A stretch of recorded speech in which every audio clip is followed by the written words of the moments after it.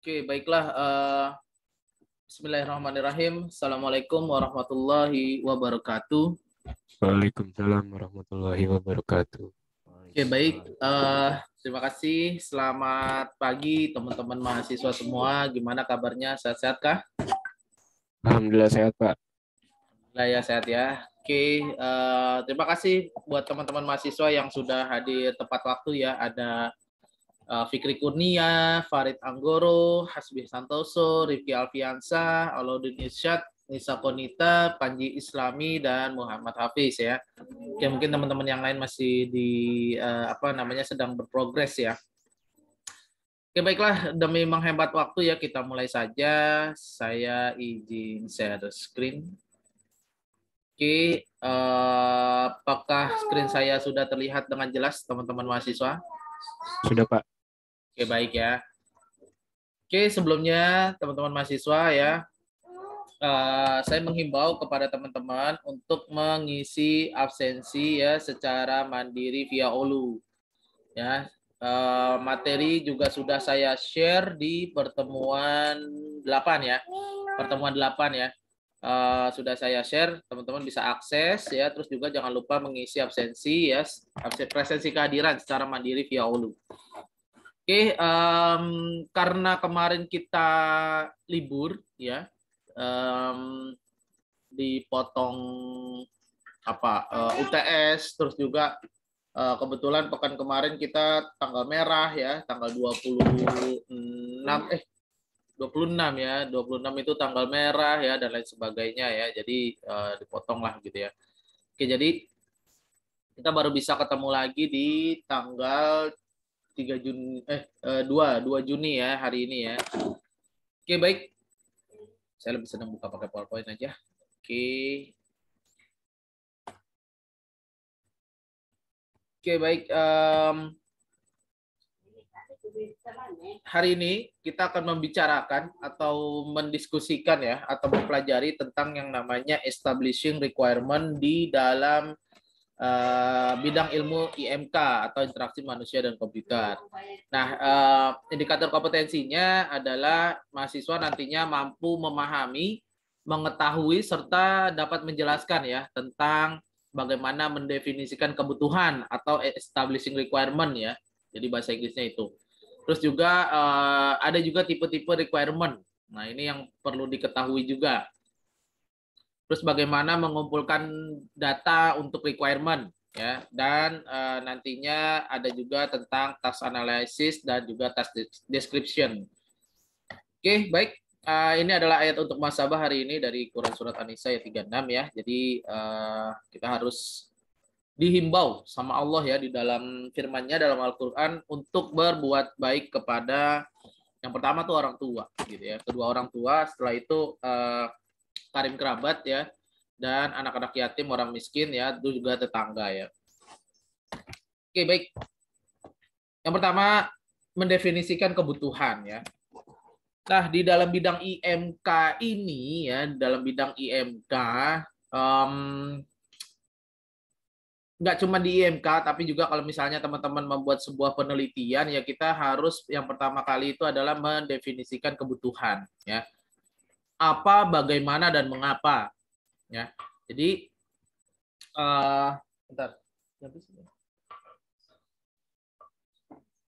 Oke, jadi bagaimana kita sebagai developer ya itu memahami penggunanya ya, memahami pengguna, profil penggunanya ya.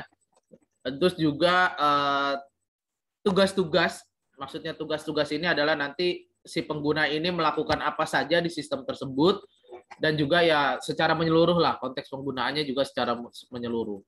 Nah, ini nanti kalau kita bisa membuat apa, bagaimana, dan mengapa ini sesuai dengan kebutuhan oleh si user atau pengguna, maka kita nanti mengumpulkan menghasilkan sekumpulan requirement ya, atau kebutuhan persyaratan-persyaratan gitu ya, requirement itu yang sudah solid gitu ya, pasti atau stable lah, bahasa sistemnya itu stable. Oke. Nah, bagaimana caranya? Yang pertama adalah semuanya ini dilakukan secara iteratif. Maksudnya itu dilakukan secara iteratif itu berurutan, tidak lompat-lompat.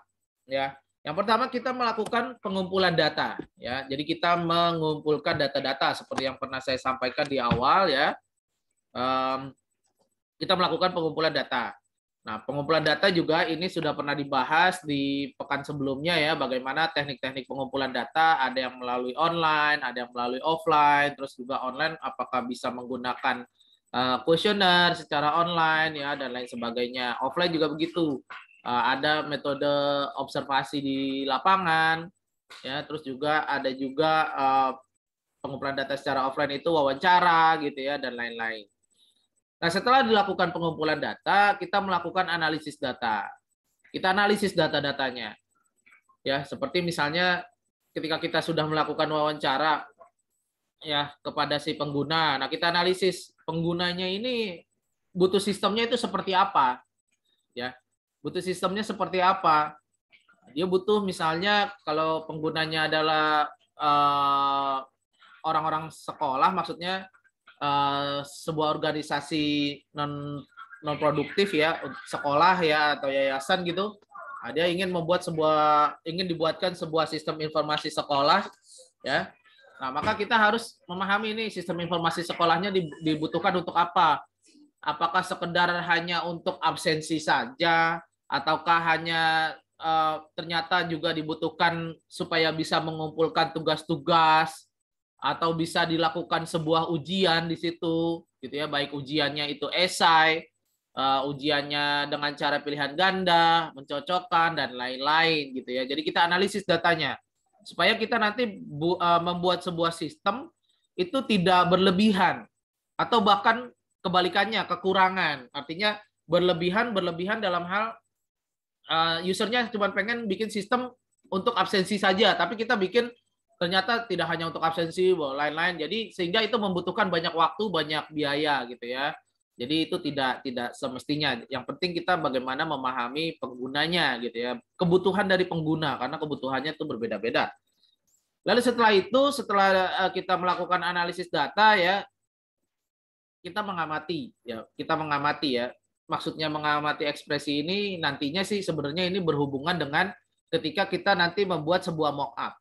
Kita buat sebuah mock-up atau rancangan desainnya, kita kasih ke si pengguna, ya, si klien kita, lalu kita amati, apakah ini masih ada kekurangan, ya, apakah mereka sudah puas, gitu ya, oh ya sudah cukup, ya, karena kan kita belum membuat sebuah sistemnya, baru merancang sebuah desainnya, ya menggunakan mock-up ya, balsamik gitu ya, pakai balsamik atau apa.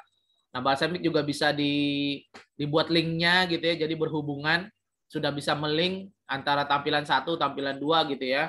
Nah, kita amati ekspresi mereka gitu. Apakah mereka ternyata sudah cukup puas dengan tampilan seperti ini ataukah masih ada kekurangan dan lain-lain. Nah, itu jadi dilakukan secara berurutan.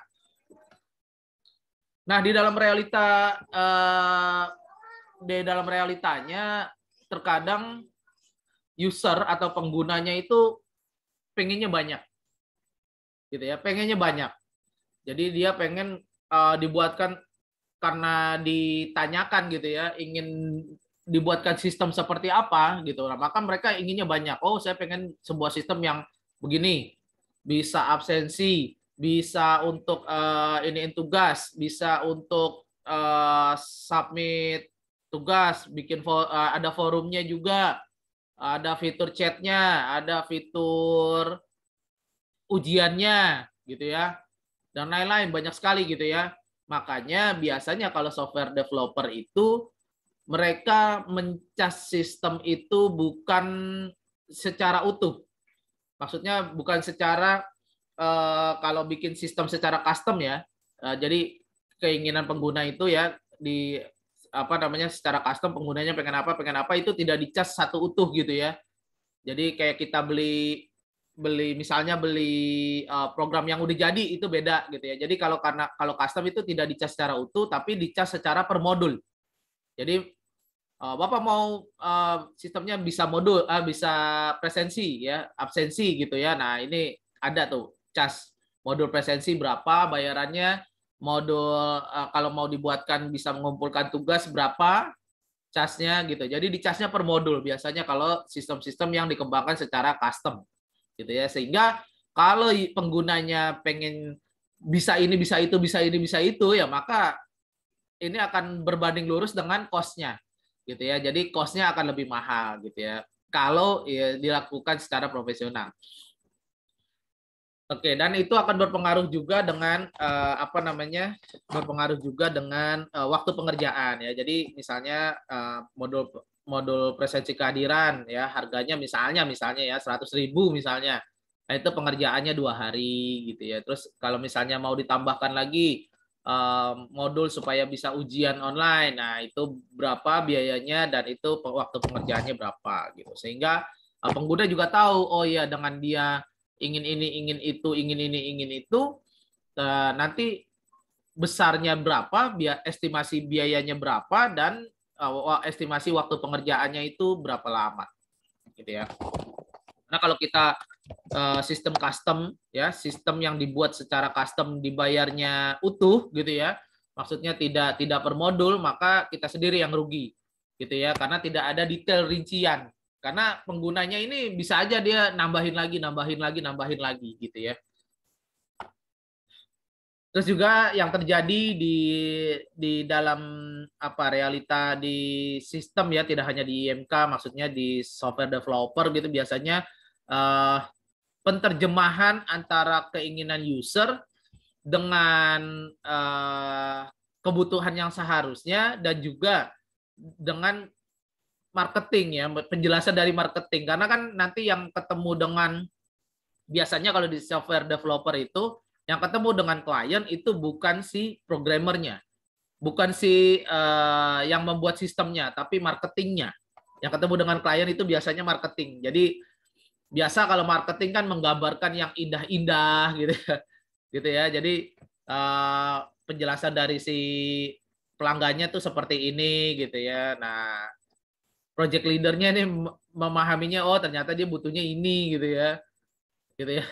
Nah, engineer kadang ya aneh-aneh juga ya gitu ya, karena kan biasanya kita kan kalau kalau engineer atau programmer itu biasanya dia based on prototype ya. Prototype maksudnya project-project yang sudah dikerjakan sebelumnya, jadi tinggal di custom saja gitu, jadi tinggal diambil-ambil dari situ gitu ya, dan lain-lain ya. Jadi gambaran dari sales atau marketing itu pasti indah-indah gitu ya.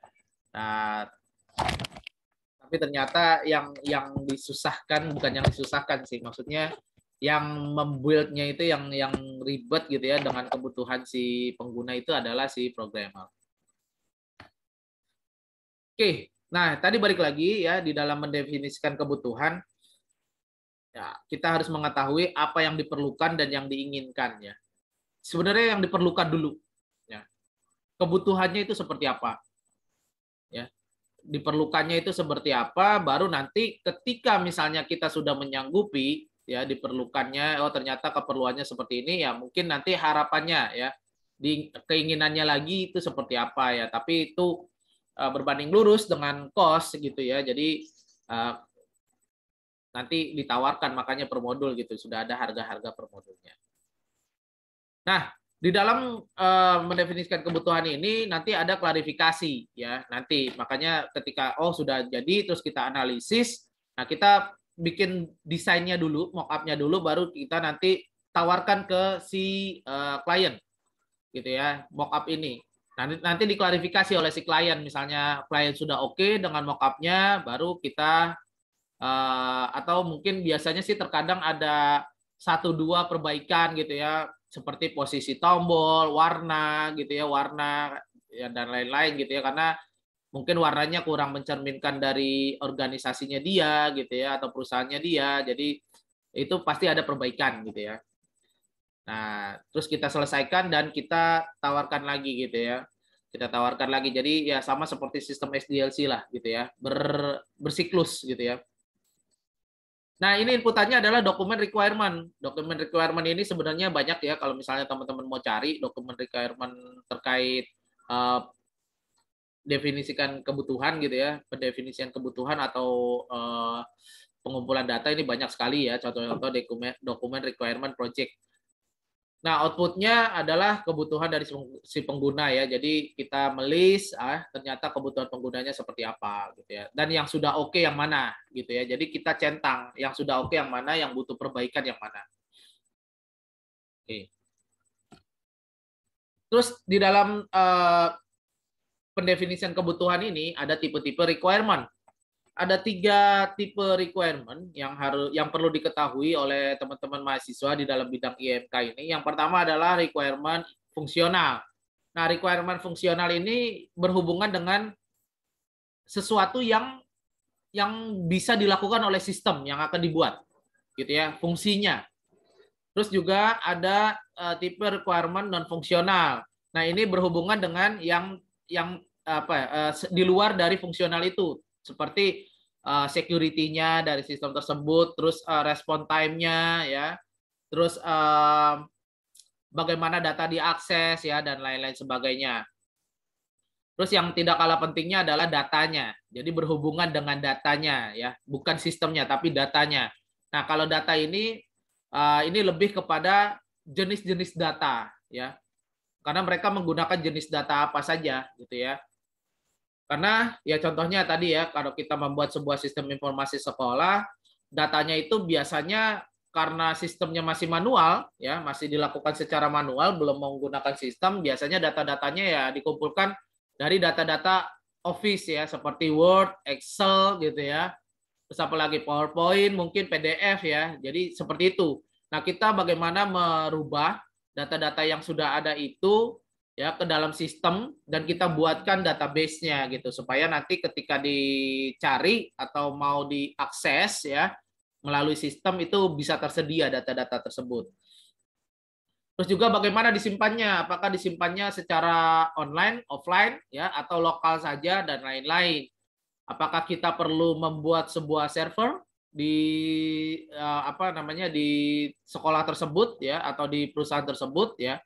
Kalau misalnya memang datanya banyak, ya, nanti akan disimpan banyak dan diakses terus-menerus, ya itu perlu dipertimbangkan juga membuat server tersendiri khusus untuk menyimpan data-data. Terus juga kalau berdasarkan lingkungan dan konteks penggunaan, maka tipe-tipe requirement ini terbagi 3 juga. Ada yang namanya physical requirement. Physical requirement ini berhubungan dengan misalnya ukuran, ya sesuatu yang berbentuk fisik ya, seperti ukuran ya, ukuran misalnya ukuran dari ruangan ya, pencahayaan ya dan lain-lain. Maksudnya ukuran dari ruangan ini ketika kita misalnya menaruh sebuah server ya. Jadi server itu nggak ditaruh sembarangan gitu ya. Karena biasanya ini dibahas sih di ilmu apa ya, jaringan komputer mungkin ya, jaringan komputer ya terkait data center ya. Kalau misalnya teman-teman magang nanti ya atau yang sudah magang, teman-teman ke perusahaan itu data centernya itu ada ruangan khusus ya, ruangan khusus. Jadi ruangannya itu biasa ya, yang umumnya itu ruangan data center itu udah pasti dia dingin. Gitu. Ruangannya dinginnya itu teratur sekali gitu. Bahkan ada di beberapa perusahaan yang kalau kita mau masuk data centernya itu benar-benar dijaga gitu ya. Jadi ada akses tersendiri. Butuh kartu, butuh ID card ya, dan disediakan jaket gitu ya, disediakan jaket karena masuk ke situ pasti dingin sekali gitu ya. Dan pencahayaannya juga ya diatur ya. Terus juga ruangannya ya seperti lantainya, biasanya kalau data center itu lantainya lantai biasanya yang pada umumnya itu lantainya rest floor modelnya. Lantai kayu gitu seperti panggung. Nah, di bawahnya itu kabel-kabel berkeliaran gitu ya. Di bawahnya itu kabel-kabelnya berkeliaran gitu. Kabel-kabel yang menghubungkan antara data center lah gitu ya atau server-server lah di dalamnya. Terus social requirement. Nah, ini bagaimana lebih kepada sharing ya, file sharing. Terus juga apakah komunikasinya sinkronus atau asinkronus ya, jadi terus-menerus atau bisa diakses pada saat-saat tertentu saja atau lokal saja atau berdasarkan privasi penggunanya ya atau hak akses ya. Apakah misalnya file-file tertentu hanya bisa diakses di divisi tertentu saja gitu ya. Misalnya file-file keuangan hanya bisa diakses oleh divisi HRD atau divisi keuangan saja gitu ya, dan lain-lain. Terus organizational requirement, ya hierarki. Hierarkinya ini sebenarnya berhubungan juga dengan hak akses ya, seperti tadi ya, misalnya dia sebagai top management, maka dia bisa mengakses file-file yang ya sebagian besar file-file lah gitu ya, karena top management kan view-nya dia lebih ke atas gitu ya dibandingkan dengan yang staff-staff biasa. Terus struktur komunikasi dan infrastruktur. Kalau infrastruktur ini sebenarnya lebih berhubungan sama fisikal gitu ya, seperti yang tadi ya, data center ya, jaringannya, model jaringannya apakah berbentuk bintang ya, dan lain-lain. Terus juga dukungan dari pengguna atau third party ya. Jadi ada apakah pihak ketiga itu diperbolehkan di dalam sistem kita gitu ya.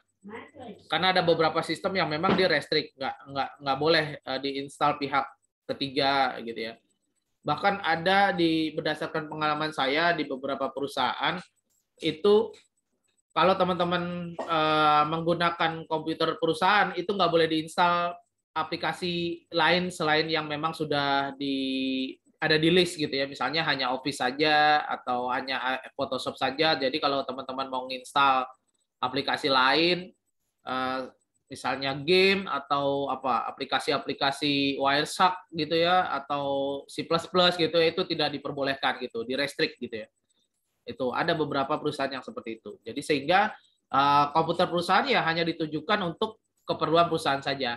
Jadi kalau kita mau menginstal sesuatu itu agar dibukakan hak aksesnya, kita harus hubungin orang IT. Nah, orang IT ini butuh approval ya dari manajer kita. Apakah ini diperbolehkan menginstal misalnya Corel Draw gitu misalnya ya, atau ada Photoshop gitu ya kan, apakah diperlukan gitu ya dengan jenis job description-nya dia gitu ya. Jadi memang ada beberapa perusahaan yang memang restrict gitu ya, seperti itu. Oke. Ini sudah pernah kita bahas siapa pengguna aplikasi kita ya, berdasarkan karakteristik penggunaan sistem. Tapi karakteristik pengguna ini nanti lebih kepada, nanti kita di pekan berikutnya kita akan ketemu dengan topik bahasannya namanya persona. Nah, gitu ya. Jadi nanti akan kita bahas terkait persona. Terus juga frekuensi penggunaan dari sistem. Apakah dia basic gitu ya, atau pengguna yang belum pernah, atau pengguna yang sudah pernah tapi jarang, atau pengguna yang memang sudah ekspor ya, sering gitu ya, dan lain-lain ya. Oke, nah ini lebih ke ini saja, fisikalnya ya, terkait karena ini hubungannya sama mobile ya. Kalau misalnya teman-teman membuat aplikasi mobile ya, jangan sampai button-buttonnya itu berdekatan ya, sangat berdekatan ya, dan kecil-kecil ya, karena kita perlu karena potensi kesalahan dia untuk salah memilih button gitu ya, memilih fungsi ya, itu besar ya, sehingga dia harus back lagi gitu ya, kembali lagi ke yang sebelumnya gitu ya, sehingga itu akan menimbulkan bagi si penggunanya itu ketidaknyamanan ya, ketidaknyamanan. Ya, terus juga tulisannya ya, baik dari font, ukuran, jenis ya, warna fontnya itu juga ya diperhatikan.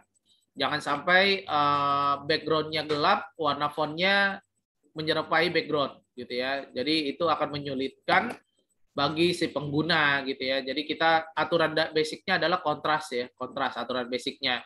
Apakah terang ke gelap atau gelap ke terang gitu ya. Kontras saja gitu ya, tidak spesifik ke warna tapi kontras gitu ya. Aturan basic ya, itu basic. Oke, persona nanti akan kita bahas di pekan berikutnya. Ini ya, pengantar saja nih contoh persona ya.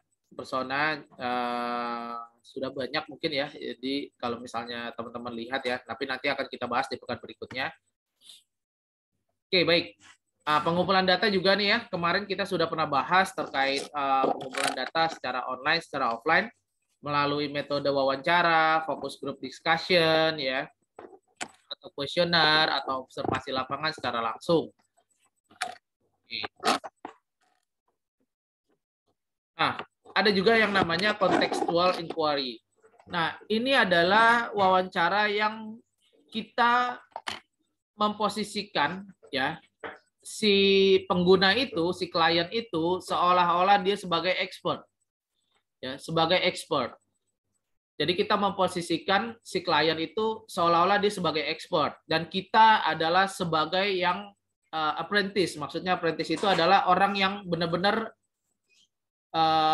mempelajari, belajar dari expert gitu ya, belajar dari expert gitu. Jadi jangan kita pada saat kita melakukan wawancara kita menjudge dia gitu ya, kita istilahnya apa ya, mengajari dia. Kita gali dulu informasi dari si klien dulu ya, kita gali informasi dari si klien karena kita ingin memposisikan dia sebagai expert, seolah-olah dia sebagai expert. Jadi jangan kita menjudge dia. Karena apa? Karena dia ya, atau yang kita wawancara itu ya, boleh saja dia punya keinginan sistemnya ini, pengen bisa itu, pengen bisa itu. Boleh saja. Karena ya kita anggap dia expert, dia sudah pengalaman lebih dari puluhan tahun di dalam melakukan pekerjaannya dia gitu. Di dalam melakukan pekerjaannya dia. Misalnya dia sebagai kita ingin menggali lebih dalam bagaimana sistem informasi sekolah ini, ya kita posisikan dia sebagai expert, dia sudah punya pengalaman puluhan tahun, ya tentunya boleh-boleh saja dia pengen sistemnya bisa selain bisa mengumpulkan tugas, bisa juga apa lagi ya, langsung keluar grade-nya gitu ya, dan lain-lain lah gitu ya, yaitu makanya kita memposisikan dia sebagai expert. Dan ya tadi jangan lupa kalau sistem yang dibuat custom itu harusnya dicas per modul gitu ya, supaya kalian gak rugi juga. Nah, terus kalau contextual inquiry ini biasanya dilakukan di on-site ya, on-site atau di tempat si klien bekerja gitu ya, on-site istilahnya ya. Kalau workstation kalau menurut saya kurang tepat sih, on-site biasanya. Nah, ini ya dilakukan paling cepat 2 jam, ya paling lama 3 jam ya. Kenapa paling lama 3 jam? Ya karena kita nggak ingin menyita waktu dari si klien. Karena klien juga ya kita harus memahami bahwa si klien ini ada keperluan lain. Ada juga pekerjaannya mereka yang harus diselesaikan pada hari itu juga. Ya, jadi ya kita durasinya 2-3 jam lah gitu ya. Kalau kliennya cuma pengen sejam is okay gitu ya. Jadi dipadatin aja pertanyaan wawancaranya. Ya, jadi ini sebenarnya pengumpulan data ini nantinya akan kalian gunakan juga gitu pada saat kalian membuat sebuah penelitian. Kalian pasti akan ketemu klien, ketemu penggunanya, calon penggunanya. Nah, kalian gali di situ. Gali ya. Gali kebutuhannya mereka. Oke. Nah, terus kalau contextual inquiry ini ada 4 prinsipnya. Yang pertama kita terkait konteks ya, terkait konteks. Jadi kita bisa mengamati sistem ya, sistem yang sedang existing di sana, yang sedang terjadi atau yang sudah berjalan di sana. Misalnya di sekolah tersebut belum punya sistem sehingga nanti pada saat absensi itu bagaimana caranya di sekolah tersebut. Apakah absensinya dipanggil satu-satu gitu ya. Nah, itu jadi catatan kita. Kita gitu ya. Jadi kita mengamati itu gitu ya. Jadi catatan kita gitu. Nah, terus apalagi pada saat mengumpulkan tugas, apakah guru ya memberikan tugas ditulis di papan tulis, terus dibagikan lembar-lembarannya gitu ya. Nah, kita apa yang bisa kita rubah di situ gitu ya. Misalnya kita bisa merubahnya menjadi less paper sehingga tidak membutuhkan kertas di situ. Siswa ya, murid-murid itu mengerjakan tugasnya lewat sistem ya, dan bisa langsung disubmit ya. Terus terkait format file yang bisa disimpan apa saja gitu ya, kita amati gitu ya.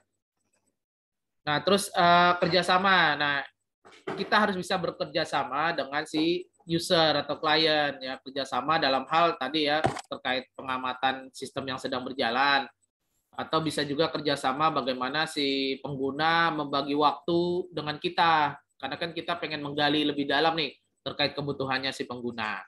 Terus juga interpretasi atau penterjemahan gitu ya, karena kan Yang kita amati, kita punya penerjemahan berbeda dengan yang si pengguna, gitu ya. Yang pengguna melakukan penerjemahannya juga berbeda. Makanya ketika kita sudah amati, oh sistemnya berjalan seperti ini.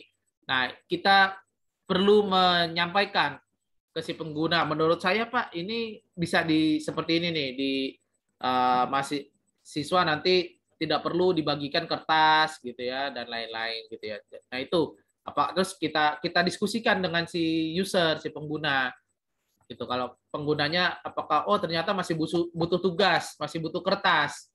Nah, boleh ya udah nggak apa-apa, tetap butuh kertas, cuman kertasnya nanti misalnya dibagikan ada barcode-nya kah gitu ya, kertasnya sudah didesain sedemikian rupa, ada barcode-nya, jadi nanti pada saat pengumpulan tugas tinggal scan barcode saja, ternyata si A sudah ngumpulin jam berapa gitu ya, nggak perlu dicatat manual gitu ya dan lain-lain lah, banyak sebenarnya gitu ya.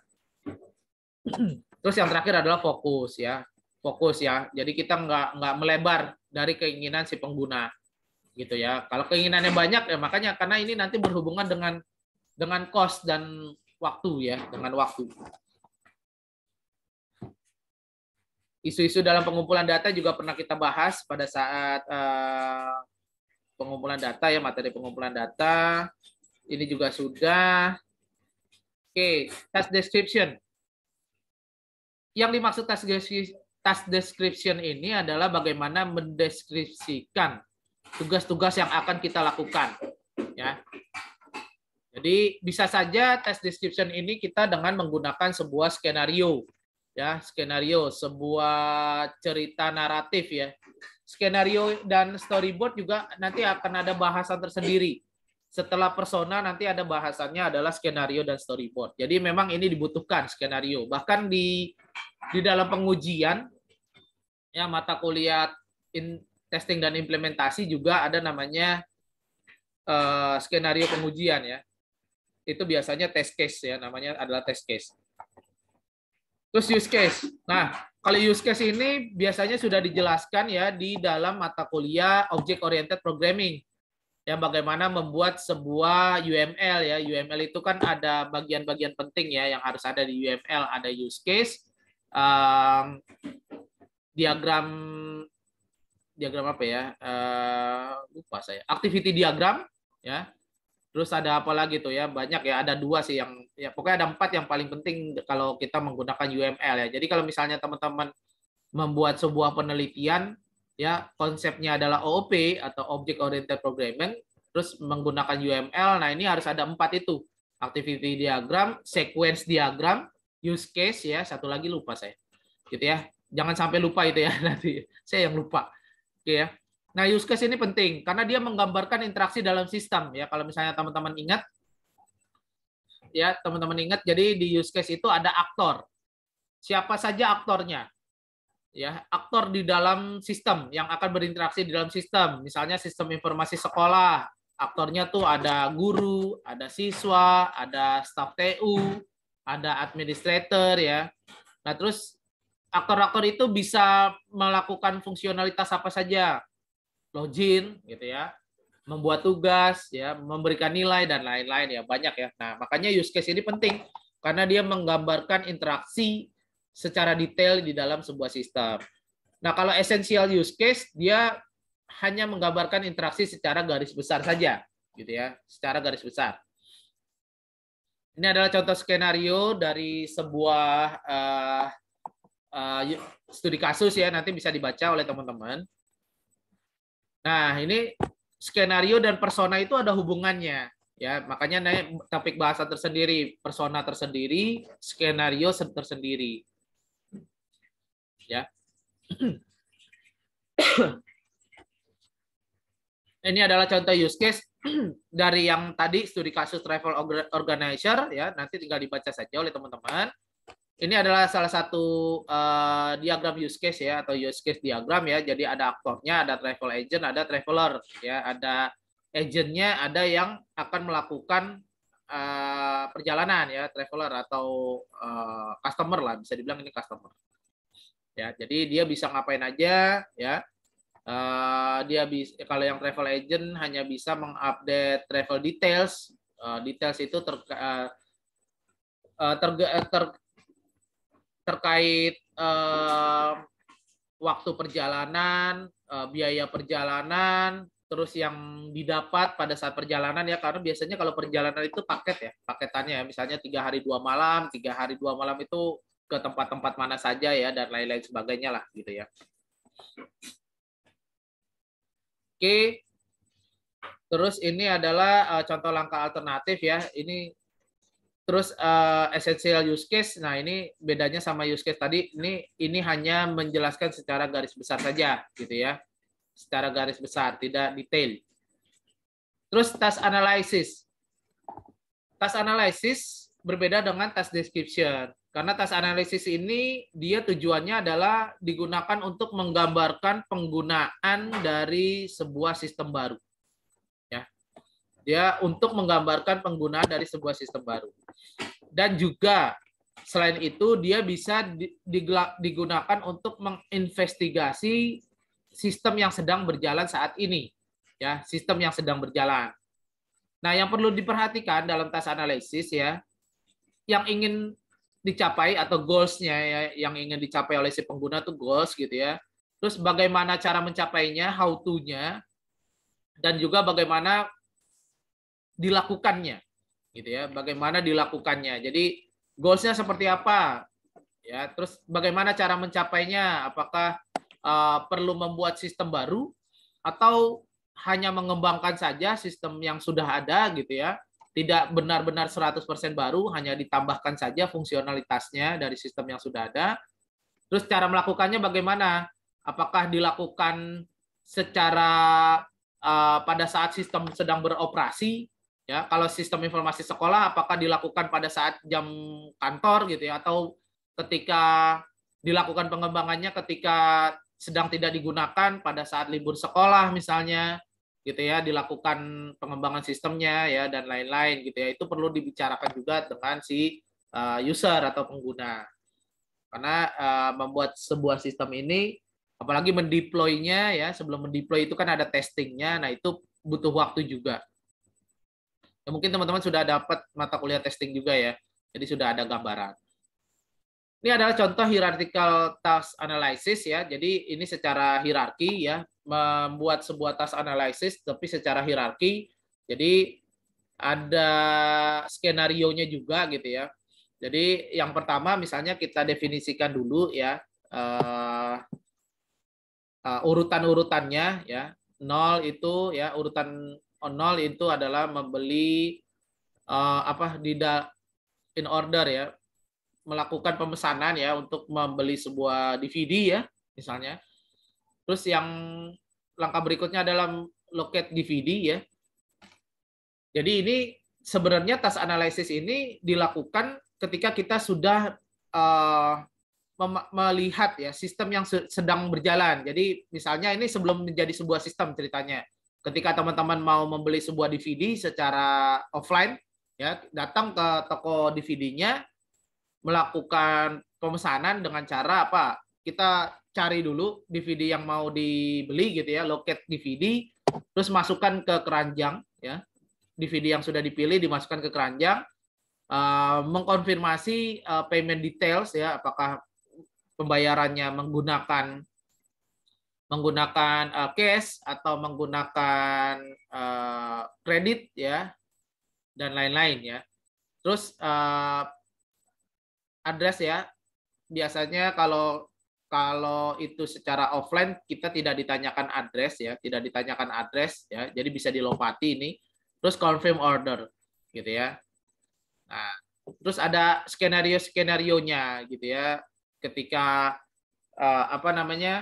skenario yang in order to buy a DVD ya, jika regular user atau user yang sudah biasa atau sudah pernah beli, maka dia bisa langsung ke 1 ya, langkah yang pertama, terus langkah kedua dan melompat langsung ke 5 gitu ya, karena ini sudah pernah beli, dia sudah pernah beli di situ, artinya tidak perlu ditanyakan lagi detail pembayarannya ya, karena dia sering gitu ya, atau sudah pernah lah, dan dia sudah mengkonfirmasi mungkin ya, saya kalau belanja di sini pembayarannya selalu menggunakan kredit card atau selalu cache gitu ya. Jadi nggak perlu ditanyakan lagi, langkah ketiganya di skip dan langkah keempatnya di skip. Tapi kalau new user, pengguna yang baru belanja di situ gitu ya, maka dia harus enter payment detail dan complete address ya. Jadi ini salah satu contoh test analysis.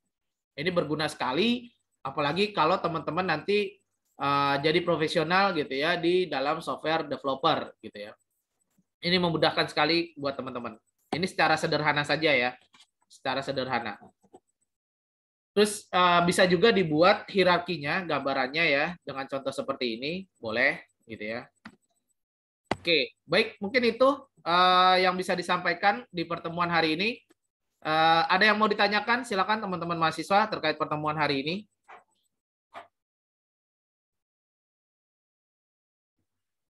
Oke. Kalau nggak ada yang mau ditanyakan, saya memperlihatkan tugas ya, tugas seperti biasa. Tugasnya adalah terkait tipe-tipe requirement ya. Ada fungsional, non fungsional, sama data nih ya. Nah, saya pengen teman-teman ini berlatih ya, melakukan latihan terkait establishing requirement ini. Karena teman-teman kebanyakan ya, sebagian besar ini mengambil mata kuliah RTI, dan mata kuliah RTI itu diwajibkan ya membuat sebuah proposal penelitian. Karena luaran dari mata kuliah RTI ini nanti UASnya adalah menyeminarkan ya proposal penelitian Anda. Nah, dari sekarang ya, Anda membuat ya karena kalian lagi buat proposal penelitian, maka saya pengen dari proposal penelitian teman-teman ya dibuat ininya apa namanya didefinisikan requirement-nya, fungsionalitasnya seperti saja. Ingat, fungsionalitas itu adalah yang berhubungan dengan apa yang bisa dilakukan oleh sistem gitu ya. Kalau non fungsional di luar itu ya lebih kepada security-nya, respon time-nya, access time, ya, availability-nya dan lain-lain. Terus juga datanya, bagaimana data disimpan, data diakses, ya, datanya seperti apa, jenis-jenisnya dan lain-lain. Jadi dideskripsikan, gitu ya, dideskripsikan dari penelitian yang teman-teman akan lakukan di mata kuliah RTI, ya. Jadi itu. Terus jangan lupa membuat sebuah abstrak, ya, membuat sebuah abstrak dari proposal penelitian teman-teman. Abstrak ini tidak perlu apa namanya ya, jadi dibuat saja. Jadi seharusnya kalau kita membuat abstrak itu terdiri dari 3 bagian. Bagian yang pertama itu latar belakang, bagian kedua adalah metodologi, dan bagian ketiga itu adalah kesimpulan ya.